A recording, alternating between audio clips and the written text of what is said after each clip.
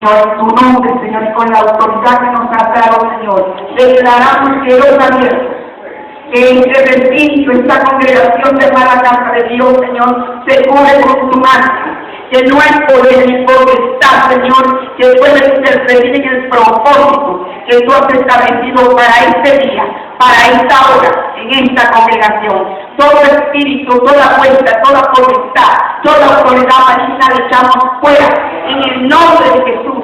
Declaramos que cada uno de nosotros está protegido por la Shekinah y el poder de Dios, que cada uno de nosotros, de los que estamos presentes, somos libres en el poder de la palabra y por la gracia y la salvación y la fe que Cristo Jesús nos otorgó hace 2013 años en una cruz en el Monte Calvario.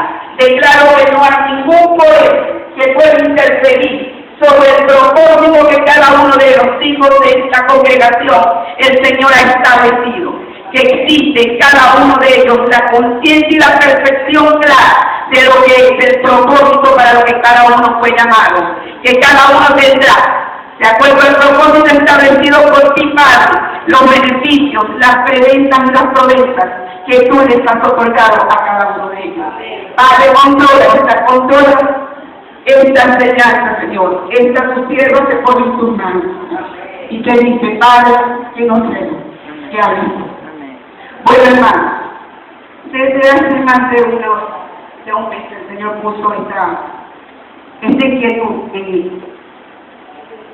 Yo hablo muchas veces y le preguntaba al Señor, ¿por qué la gente piensa que tú pactas? ¿Por qué hemos pensado siempre en los pactos? Y el Señor me inquietud y la enseñanza se va a llamar, la mitad de aquí te la puedo predicar, la mitad de Herrero, porque yo no puedo estar en los pactos. No me puedo dividir. La enseñanza la titulé Dios, el Dios y sus pactos, y una interrogante. ¿Puede el hombre pactar con Dios? Esta interrogante la vamos a contestar al final. Vamos al primero a tratar de expresar lo que la palabra explica acerca de los pactos. Vamos con un texto base, ubíquense en Génesis 9:9.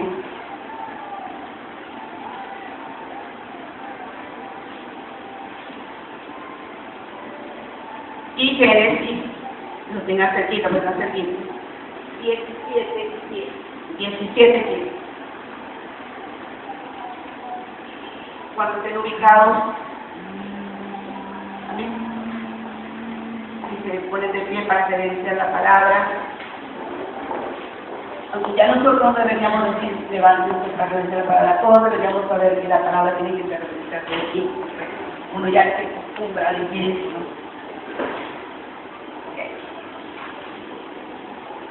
¿Listos? ¿Estamos listos, hermanos?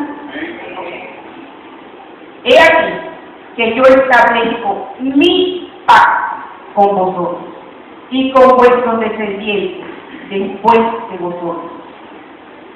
El Génesis 17:7 dice, y estableceré mi pacto entre mí y ti, y en tu descendencia después de ti, en sus generaciones, por pacto perpetuo, para ser tu Dios, y el de tu descendencia después de ti. Si ustedes notan en los dos versículos, el Señor dice, yo establezco. Y en el segundo versículo es, mi pacto entre mí y ti. Los pactos siempre los ha establecido el Señor. El Señor es el que establece los pactos, nosotros no establecemos pactos. Pero primero vamos a definir qué pacto, como está en una escuela, vamos a definir qué es lo que conceptuamos como pacto. Se oye convenio, correcto. ¿Qué más? ¿Perdón? Ok, ¿qué más? Una alianza. También significa testamento. En el Antiguo Testamento, la palabra pacto está 255 veces. Por lo tanto, se puede imaginar lo importante que es esa palabra. 155 aparece la palabra pacto, que es la palabra en hebreo berit. Esa palabra significa pacto, alianza. Y en el Nuevo Testamento aparece 30 veces con el nombre hebreo que se llama, que es mucho, se escribe Diakete, pero se pronuncia Diakasakai. Y es el mismo concepto, pero la griega es mucho más fuerte, es una palabra que no tiene acepción, sino que ella es una palabra que indica, y la palabra pacto realmente lo que indica en su sentido más extremo es partido en pedazos. Cuando el Señor establece un pacto, es un pacto que hay entre en el Antiguo Testamento del animal. Cuando usted se recuerda cuando Abraham el Señor le dijo, toma un becerro, toma una oveja, toma una paloma, y miró la paloma, pártelos en pedazos en la mitad. Eso era, estaba sellando a través de la muerte y de la sangre un pacto con toda la descendencia de Abraham. ¿Correcto? Ya sabemos, definimos pacto como un convenio. ¿Correcto? El pacto tiene unas características. El pacto bíblico, porque hay dos tipos de pacto: el pacto bíblico y el pacto que hace el ser humano. El ser humano hace contratos, hace convenios, firma contratos por alquileres. Cuando compras un vehículo, firma una reserva de dominio, este es un convenio. Firma una hipoteca, hace un convenio entre una entidad y tú. El matrimonio es un convenio civil. Hay convenios económicos, hay convenios civiles, convenios jurídicos. Hay una cantidad de convenios de pacto que lo hace, porque el pacto lo que significa es un convenio donde yo cedo y adquiero responsabilidad, y el no cumplimiento tiene una penalización. ¿Correcto? Ahora, el pacto bíblico tiene unas características. El pacto bíblico es Dios el que pacta.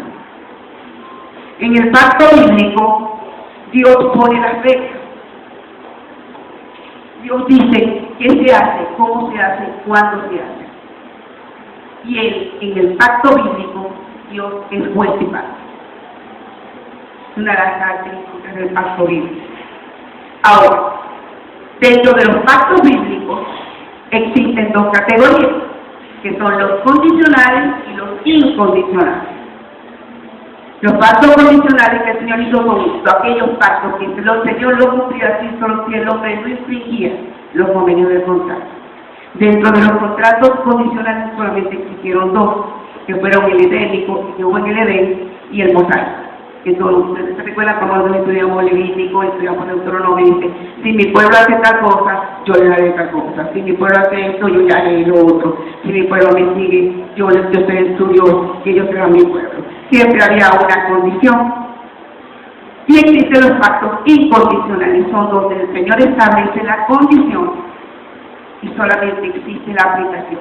Pero todo pacto que sea incondicional tiene una característica, que depende de algo muy importante, que es que el hombre cumpla con la parte que el Señor como buen y justicia establece. Por eso vamos a ir entonces a Deuteronomio para darles 7:9.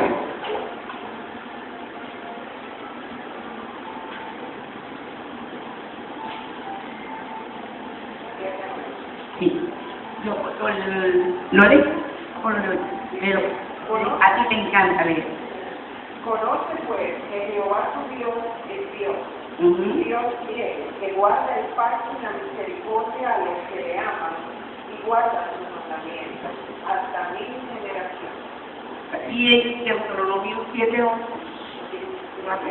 dice, guarda por tanto los mandamientos, estatutos y decretos que yo te mando hoy que cumplas. Correcto. El Señor dice, ok, hay pactos donde Él es incondicional, pero siempre están circunscritos a ciertas condiciones. ¿Y cuáles son esas condiciones? La obediencia, la humildad, el acatamiento, la entrega. Sin esas condiciones, el pacto sigue vigente, pero no gozamos de él. Y es una de las condiciones de todos los pactos del Señor.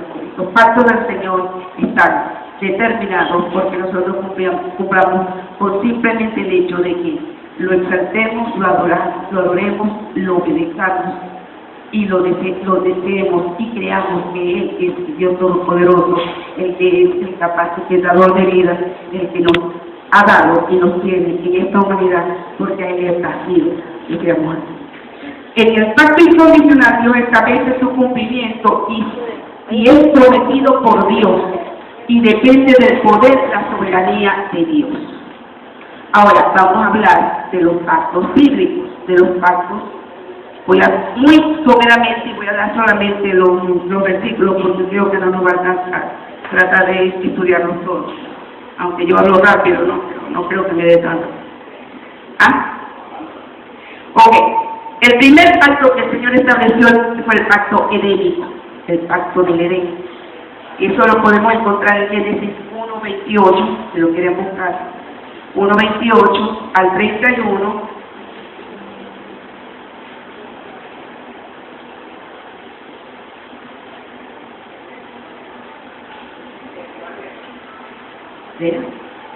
No, si quiere leer, Dice el 28. Y lo bendijo Dios y les dijo: fructificad y multiplicaos, llenad la tierra y sojuzgadla, y señoread en los peces del mar, en las aves de los cielos, y en todas las bestias que se mueven sobre la tierra. El pacto edénico incluía el dar la responsabilidad de ser el padre de la raza humana, sojuzgar la tierra, tener dominio sobre los animales, cuidar del huerto y no comer del árbol del conocimiento del bien y del mal. Por haber él y Eva fracasado en comer el fruto prohibido, fue impuesta la pena de muerte por la desobediencia. Puede ser que era un pacto condicionado, estaba condicionado a que él cumpliera la obediencia de no comer del árbol de la vida. El pecado no fue comer la fruta, el pecado fue desobedecer la orden que Dios le había dado. Más tarde, Eva y Adán y Eva murieron espiritualmente de inmediato y necesitaron nacer de nuevo para poder ser salvos. Más tarde también murieron físicamente. Su pecado hundió a toda la humanidad, toda la raza humana, en un molde de pecado y de muerte. La señal de ese pacto era la vestidura de la piel. Cuando el Señor los vieron que estaban desnudos, ellos buscaron hojas y sintieron vergüenza, el Señor los cubrió de pieles, pero para poderlos cubrir de pieles tuvo que matar un animal. Allí comienza el sacrificio de sangre. Ese fue el primer sacrificio de sangre que hubo. De ahí se instaura que es a través de la sangre, de la muerte, de la sangre, que el pecado, desde el Génesis hasta que llega Jesús y muere en una cruz, era por el sacrificio de animales. Y era un sacrificio que simplemente cubría el pecado, no lo eliminaba. Porque cada tanto, cada mes, cada fiesta tenían que volver a hacer el sacrificio de sangre, el holocausto, para volver a cubrir los pecados que hasta ese momento hubiesen cometido. Luego el Señor estableció el pacto adámico. El pacto adámico fue hecho con el hombre después de la caída. Eso lo van a encontrar en Génesis 3, 16 al 19. Lee siquiera el primer versículo, Margarita. Okay. A la mujer dijo: multiplicaré en gran manera los dolores de tus preñeces, con dolor darás a luz tus hijos, y tu deseo será para tu marido, y él se enseñoreará de ti. Luego él habla también lo que le dijo a Adán, que desde ese momento la tierra le devolvería cardos y espinos, que él obtendría el alimento de la tierra por el sudor de su frente. Y ya la tierra no le sería grata, ya la tierra se iba a volver contra él. Okay. El pacto adámico, este es un pacto incondicional, porque es un pacto incondicional. El Señor le dio, a pesar de la caída, el Señor tenía, por su misericordia y su justicia, y el amor que le tiene a la humanidad, Él tenía que crear las condiciones para que la humanidad no muriera, para darle la oportunidad de redención que tenía su creación, porque Él había creado al hombre con un propósito. y ese propósito se tenía que cumplir, que iba más allá del pecado cometido por cualquier hombre, aunque fuera el primer hombre que el primer hombre que le creó. Entonces, este es un pacto incondicional en el que Dios declara al hombre lo que será su porción en la vida por causa de su pecado. Aquí no hay lugar para ninguna apelación.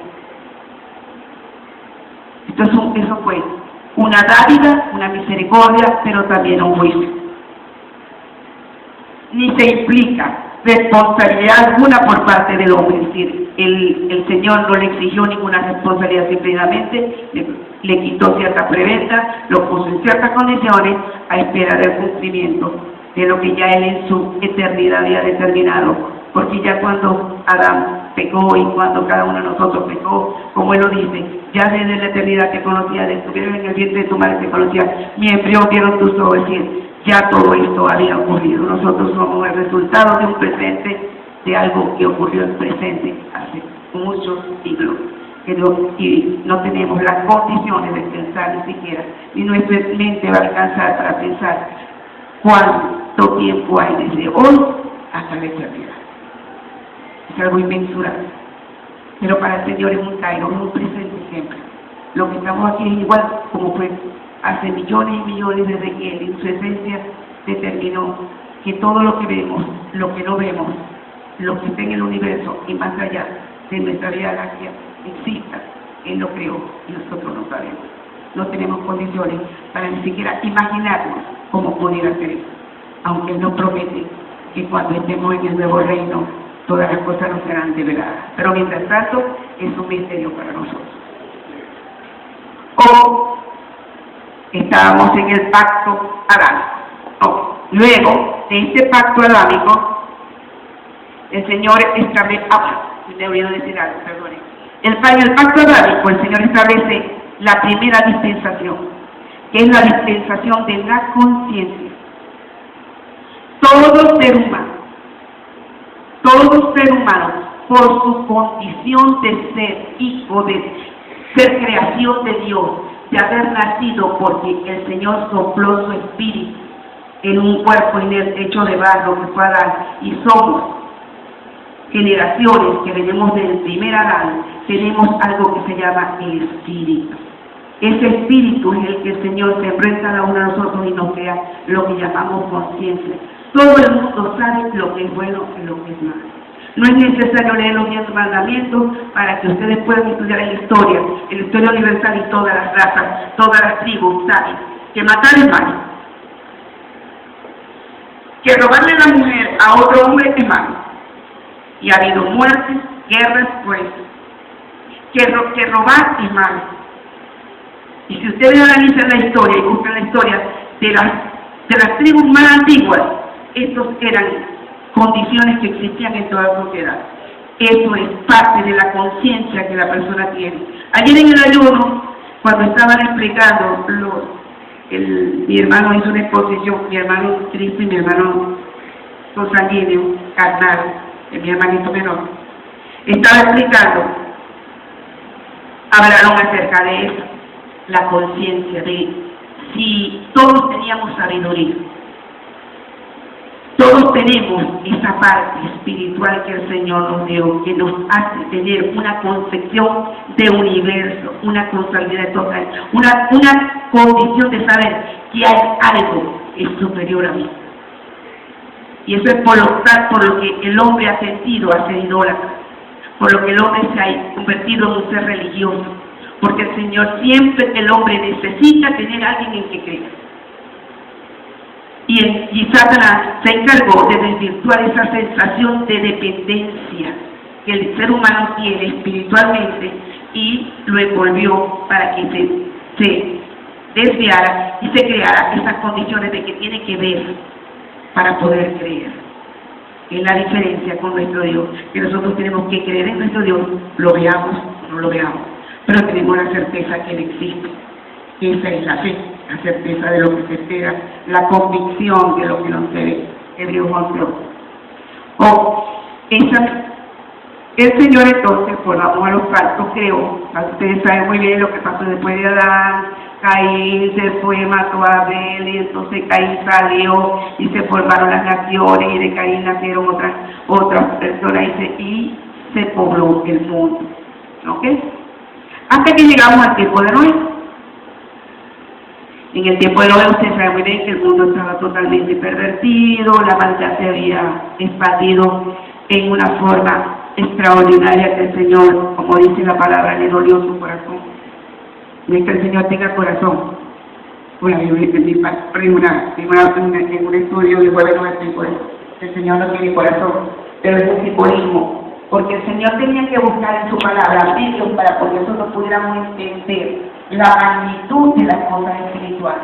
Por eso es que la Biblia siempre está escrita normalmente en figuras.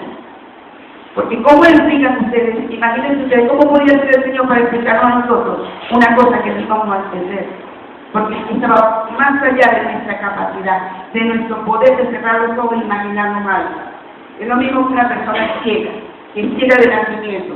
¿Saben ustedes por la casa de una persona que es ciega, que nunca ha visto nada, que les pregunte, explícame cómo son las nubes?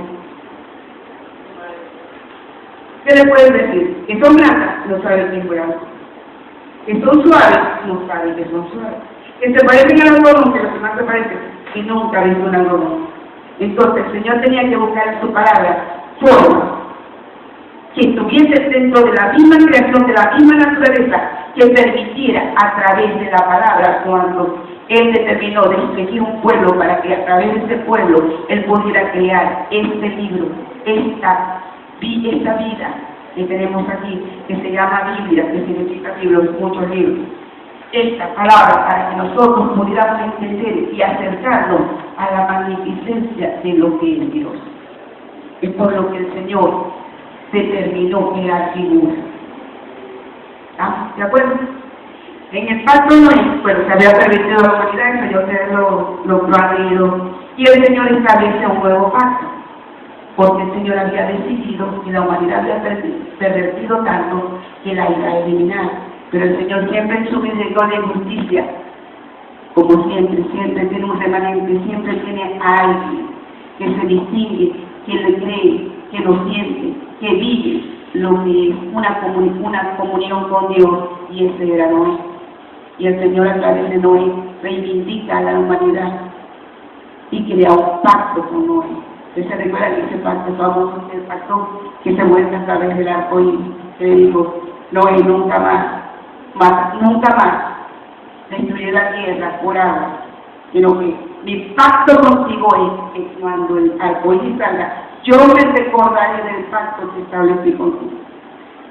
Y nunca más destruiré la tierra por agua. Pues claro, por agua. El pacto con Noé lo van a encontrar en Génesis, en el capítulo 9, versículos del 11 al 17. Dios otorga el mundo a Noé tras el diluvio. La señal de este pacto es el arcoíris. Este pacto, mientras que algunos repiten rasgos del pacto adámico, este pacto tiene ciertos rasgos del adámico. Introduce un nuevo principio el principio del gobierno humano.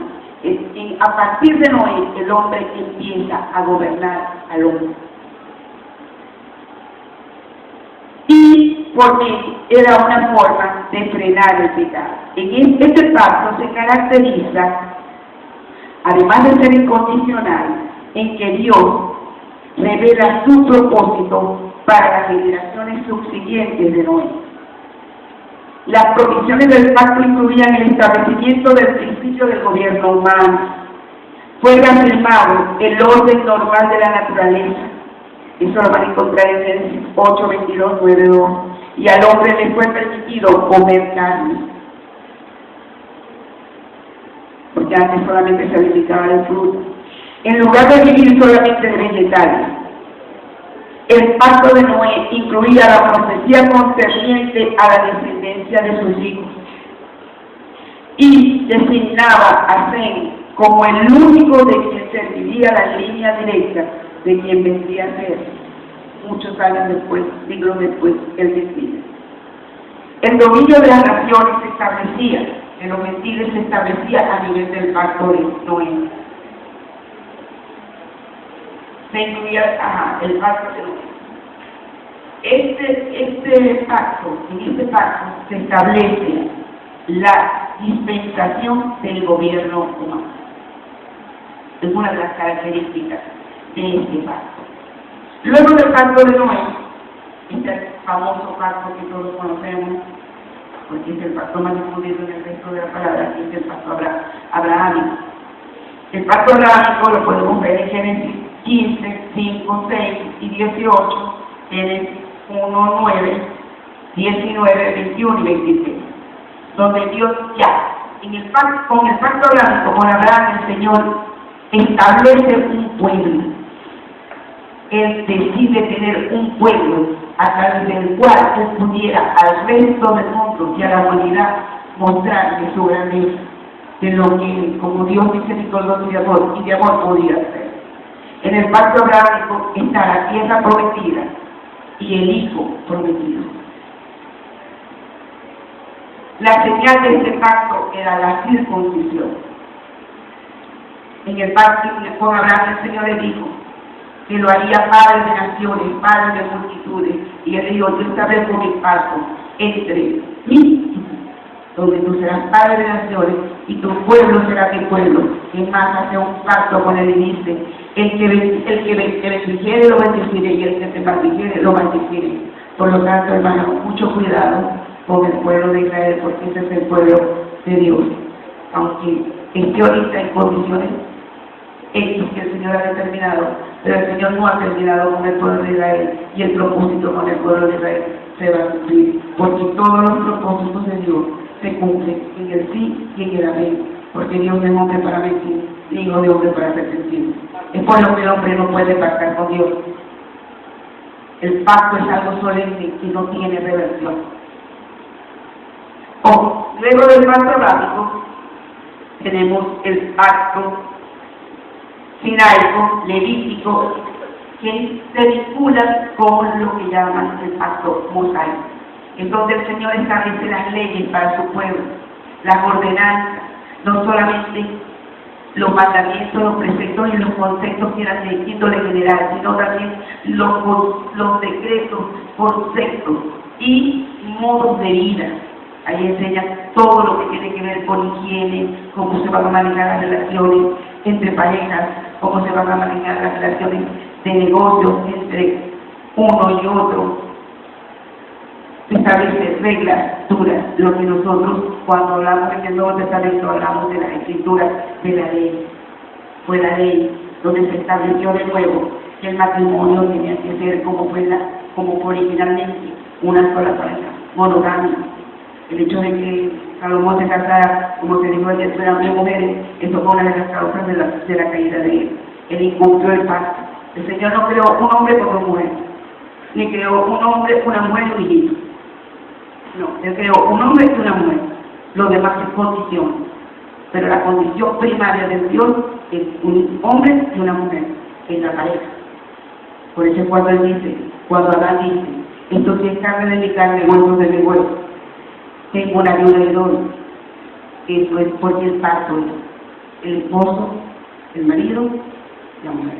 El esposo, la esposa.